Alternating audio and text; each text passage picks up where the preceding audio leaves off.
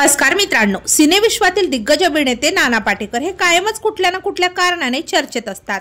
लवकरच अभिनेते नाना पाटेकर यांचा वनवास हा चित्रपट प्रेक्षकांच्या भेटीला येणार आहे। या चित्रपटामुळे सध्या ते प्रचंड चर्चेत आहे।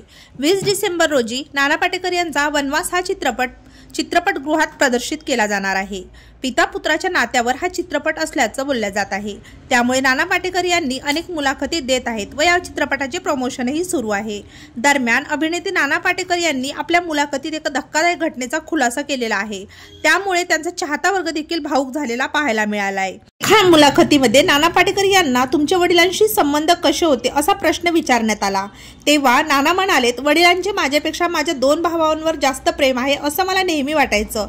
तथापि तो फक्त माझा एक भ्रम होता। त्यांच्या निधनाच्या पूर्वी आम्ही दोघे चांगले मित्र झालो होतो।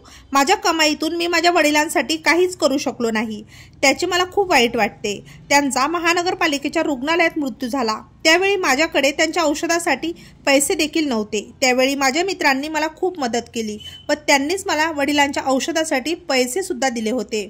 सध्या नाना हे आपल्या आई वडिलांच्या आठवणीत भावुक होताना मुलाखतींमध्ये पाहायला मिळाले। तेव्हा मित्रांनो, आपल्या नाना पाटेकर यांनी सांगितलेल्या घटनेवर काय मत आहे कमेंट बॉक्समध्ये नक्की सांगा। अशाच नवनवीन अपडेट जाणून घेण्यासाठी तारांगण या YouTube चॅनलला नक्की सबस्क्राइब करा। धन्यवाद।